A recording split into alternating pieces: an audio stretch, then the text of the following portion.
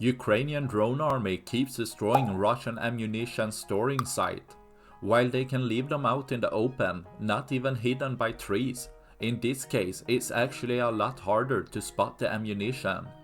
But apparently not hard enough for this Ukrainian drone operator, which drops a hand grenade with a 3D printed tail fin to stabilize the drop path. As the ammunition detonates directly, creating a massive fireball, the drone manages just to avoid the heat wave coming up, being able to carry out more missions as the drone finds a new hiding spot of ammunition,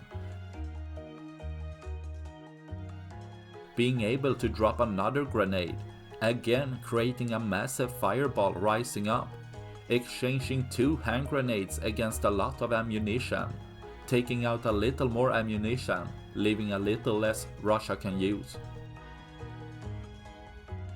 That's all I had for this video. Please like and subscribe for more. Thanks for watching. Bye.